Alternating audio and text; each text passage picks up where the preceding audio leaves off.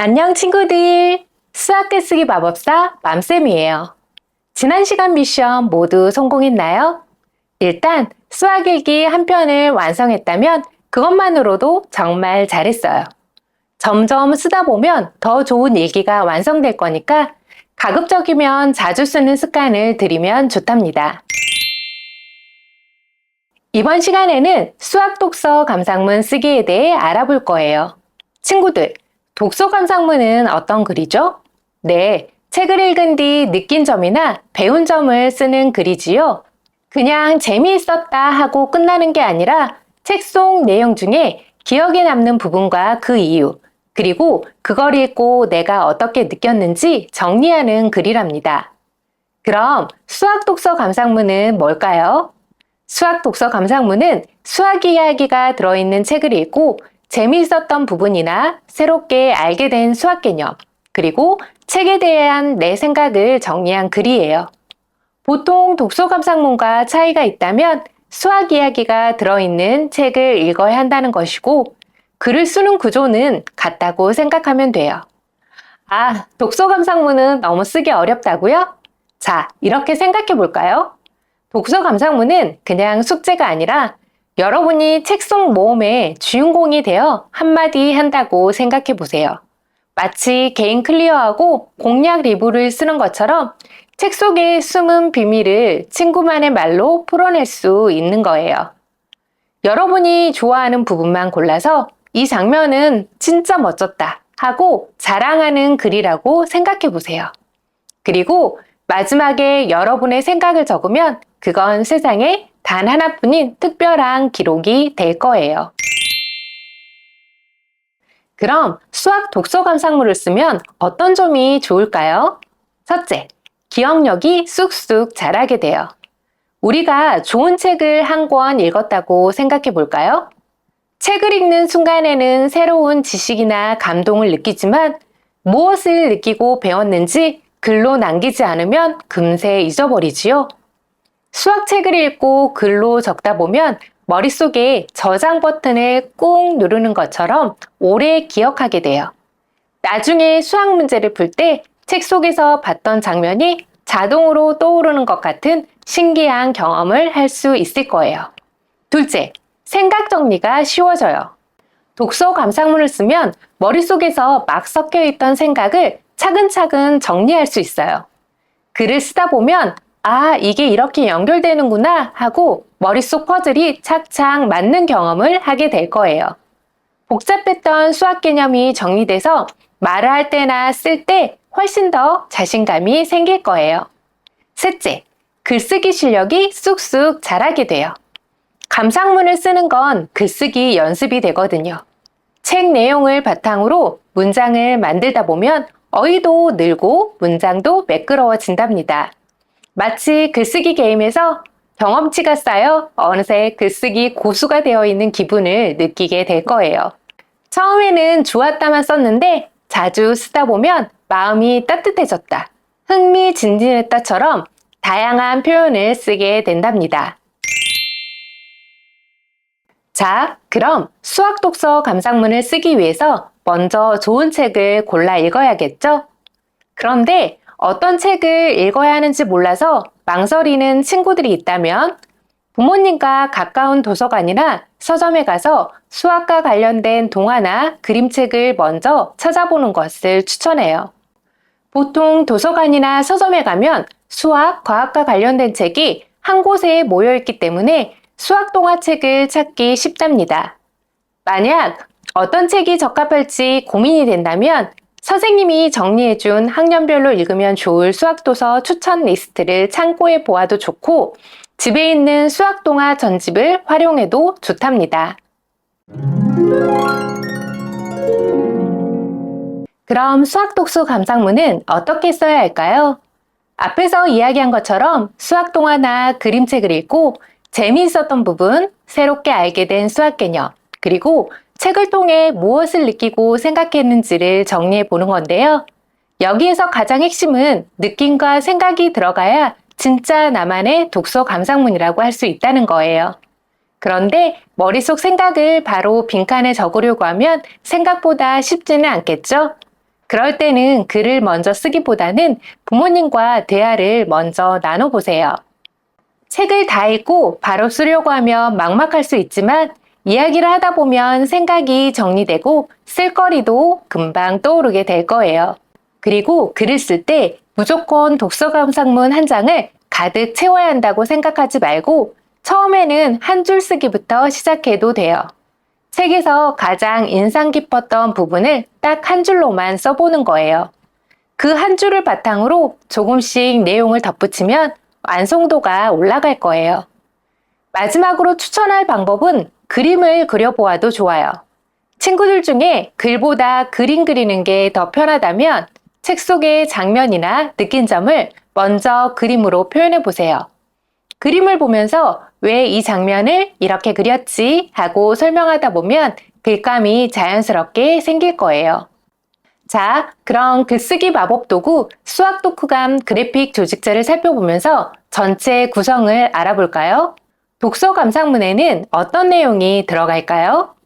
책을 읽게 된 계기, 기억에 남는 장면 소개나 자신의 느낌이나 생각이 들어가겠죠? 또 책에서 배운 점이나 나의 결심도 들어가면 좋겠죠? 수학 독서 감상문도 보통 글쓰기처럼 제목을 적은 후 처음, 가운데, 끝 3단계로 나눴으면 훨씬 쉽답니다. 3단계의 구조를 기억하면 책을 읽고 나서도 무엇을 어떻게 써야 할지 헷갈리지 않고 훨씬 쉽게 쓸 수 있을 거예요. 그럼 제목 쓰는 법부터 알아볼까요? 왜 제목부터 알아보냐고요? 여러분이 독서 감상문을 쓰려고 노트를 펼쳤는데 가장 먼저 쓰게 되는 게 제목이니까요. 제목 정하기부터 탁 막히면 아마도 글을 쓸 의욕이 사라질지도 몰라요. 자, 그럼 지금부터 선생님이 독서 감상문 제목 잘 짓는 방법을 알려줄게요. 보통 독서 감상문 제목은 무슨 책을 읽고 라고 쓰는 경우가 많은데 내가 읽은 책의 핵심과 나만의 느낌이 잘 드러나게 지으면 좋답니다. 자, 그럼 지금부터 제목 짓기 4가지 방법을 알려줄게요. 첫 번째, 책 제목에서 키워드를 뽑아보는 방법이에요. 책 제목에 중요한 단어나 인물, 사건을 넣어 짓는 방법인데요. 예를 들어 소원이 이루어지는 분수라는 책을 읽었다고 생각해 볼까요? 이 책 이야기를 간단히 살펴볼게요. 4명의 남매는 밤마다 별님에게 소원을 빌었는데 2살배기인 막내 조이의 소원은 절반만 이루어졌고 4살인 피터의 소원은 4분의 1만, 8살인 쌍둥이 누나의 소원은 각각 8분의 1씩만 이루어졌어요. 이상하게 생각하던 남매들은 마침내 그 원리를 발견한다는 이야기예요. 그 원리가 뭔지 궁금하네요. 여러분이 이 책을 읽었다면 제목을 어떻게 지으면 좋을까요? 선생님이라면 별님이 준 분수의 비밀이라고 지을 것 같아요. 여러분이 지은 제목도 댓글로 달아주세요. 두 번째 방법은 내 느낌을 한마디 넣어보는 거예요. 친구들, 수학 동화 동화책을 읽어본 적이 있나요? 수학 도둑은 동화보다는 만화가 더 유명하긴 하지만 선생님은 동화책도 정말 재미있게 읽었어요. 수학 도둑을 읽고 내 느낌을 넣어 제목을 지어볼까요? 선생님이라면 내 마음을 훔친 수학 도둑이라고 지을 것 같아요. 여러분이라면 어떻게 지을 거예요? 이것도 댓글로 달아주세요. 또 궁금증을 유발하는 방법도 있어요. 제목만 봐도 이게 뭐지? 하고 읽고 싶게 만드는 거예요. 예를 들어 곱셈 마법에 걸린 나라라는 책을 읽은 후 제목을 짓는다고 생각해 볼게요.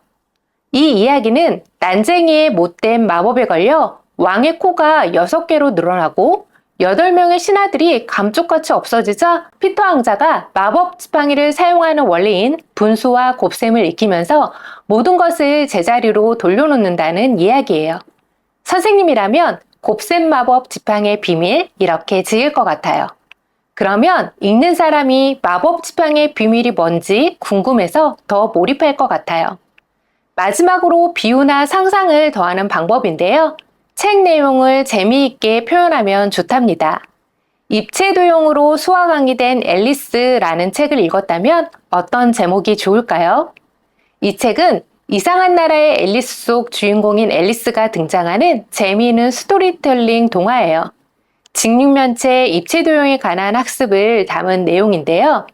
선생님이라면 도형 마법으로 수학 왕이 된 앨리스라고 지을 것 같아요. 자, 제목 짓기 4가지 비법을 알았으니 독후감 쓸 때 꼭 적용해 보세요. 그럼 독서 감상문 중에서 처음 부분을 작성하는 방법을 알아볼까요? 1단계, 처음 부분에는 책 제목, 작가, 그리고 읽게 된 이유를 씁니다.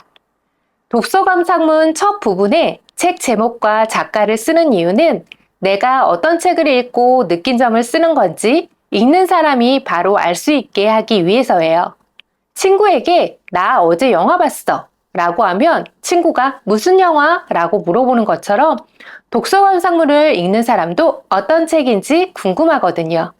그래서 처음에 책 제목과 작가를 쓰면 독서 감상문을 읽는 사람이 책을 잘 모를 때도 내용을 이해하기가 쉽고 나중에 그 책을 읽고 싶은 사람도 제목과 작가를 보고 찾을 수 있답니다. 마치 책 소개 표지판 같은 역할을 한다고 생각하면 돼요. 그 다음 내가 왜 이 책을 읽게 되었는지를 간단히 적으면 돼요. 예를 들어볼까요? 저는 송도수 작가님이 쓰신 수학도둑을 읽었습니다. 저는 수학을 가장 좋아하는데 친구가 재미있다고 추천해 주어서 읽게 되었습니다. 이렇게만 써도 감상문의 첫 단추는 딱 맞춰진답니다. 2단계 가운데 부분에는 간단하게 줄거리를 요약하고 책에서 기억에 남는 내용과 그 이유를 쓰면 됩니다. 그런데 막상 쓰려고 하면 너무 어렵죠? 가운데 부분 쓰기를 어려워하는 건 자연스러운 일이에요. 글쓰기 경험이 많지 않다면 아직 전체 내용에서 중요한 부분만 뽑아내기가 쉽지 않거든요. 그래서 단계별로 나누어서 생각하면 훨씬 잘 쓸 수 있어요. 먼저 줄거리 요약하는 방법을 알아볼까요? 이때 사용하는 마법 도구가 있어요. OW1H 카드예요. 누가, 언제, 어디서, 무엇을, 어떻게, 왜. 책을 다 읽고 그래픽 조직자에 이 6가지를 한 줄씩 적어보세요. 6가지를 다 적은 다음 중요하지 않은 부분은 빼고 이어붙이면 자연스럽게 줄거리 요약이 돼요. 그 다음 기억에 남는 장면을 찾아볼까요? 친구들, 책 속에 카메라가 있다고 상상해 볼까요? 책을 읽으면서 찰칵하고 마음속 카메라로 찍은 장면이 바로 기억에 남는 장면이에요. 앞으로 책을 읽을 때 재밌거나 새로운 사실을 발견했거나 읽으면서 기분이 좋아지는 부분을 찾아보세요. 그리고 그 이유를 써보세요. 또 나랑 비슷한 점이 있었는지 아니면 나도 그렇게 해보고 싶었는지 그 장면에서 배우거나 느낀 게 있었는지를 생각해보고 이유를 쓰면 되겠죠? 이렇게 구체적으로 쓰게 되면 글이 더 살아나는 느낌을 받게 될 거예요. 3단계 끝 부분에는 책을 읽고 난 뒤 내 생각과 앞으로의 다짐을 씁니다. 이 부분 쓰기가 어렵다면 느낌, 이유, 앞으로 하고 싶은 일 순서대로 생각하면 훨씬 쉬워져요. 먼저 느낌 쓰기는 책을 다 읽고 난 뒤 가장 먼저 떠오르는 마음을 한 단어로 표현해요. 예를 들어 뿌듯했다, 재미있었다, 속상했다, 궁금해졌다, 용기가 생겼다 이렇게 적으면 좋답니다.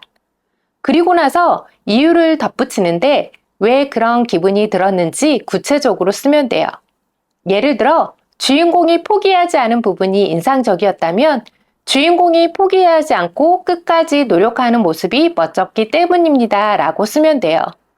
마지막으로 앞으로 하고 싶은 일을 쓰는 거예요. 책을 읽고 난 뒤 내가 해보고 싶었던 일이나 지키고 싶은 약속을 적으면 되는데 저도 수학 문제를 풀다가 어려워도 포기하지 않고 끝까지 풀어보고 싶습니다 라고 적으면 됩니다. 그럼 느낌, 이유, 앞으로 하고 싶은 일이 들어간 예시를 볼까요? 저는 이 책을 읽고 용기가 생겼습니다. 주인공이 혼자서 여행을 떠나 어려움을 이겨내는 모습이 멋졌기 때문입니다. 저도 새로운 것을 시작할 때 무서워하지 않고 도전해 보려고 합니다. 이렇게 쓰면 돼요. 그리고 반드시 기억해야 되는 것들. 글을 다 썼으면 소리내어 읽어보고 어색한 문장이 없는지 꼭 살펴보세요. 그럼 수학 독후감 예시를 읽어보고 글을 쓸 때 참고해 보세요. 제목 별님이 준 분수의 비밀. 나는 애너 커리 작가의 소원이 이루어지는 분수라는 책을 읽었다. 오늘 수학 시간에 분수를 배웠는데 예전에 엄마랑 읽었던 분수 동화가 떠올라서 집에 오자마자 책을 꺼내서 읽었다. 이 책에는 내 남매가 밤마다 별님에게 소원을 비는 이야기가 나온다. 그런데 이상하게도 막내 조이의 소원은 절반만, 피터의 소원은 4분의 1만, 쌍둥이 누나들의 소원은 각각 8분의 1만 이루어졌다. 처음에는 왜 이렇게 다른지 궁금했다. 남매들은 곰곰이 생각하다가 놀라운 사실을 알게 되었다. 바로 나이에 반비례해서 소원이 이루어진다는 것이었다. 나이가 어릴수록 소원이 많이 이루어지고 나이가 많을수록 소원이 조금만 이루어지는 것이다. 그래서 내 남매는 아기 돼지를 갖기 위해 함께 소원을 빌기로 했다. 이 책을 읽으며 나는 분수의 크기와 나이에 따른 비율을 재미있게 배울 수 있었다. 또 혼자보다 함께 힘을 모으면 더 큰 결과를 만들 수 있다는 것도 알게 되었다.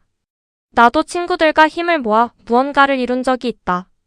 학교 운동회에서 계주를 할 때였다. 나 혼자만 잘 뛰어서는 우승할 수 없었지만 모두가 힘을 합쳐서 결국 1등을 했다.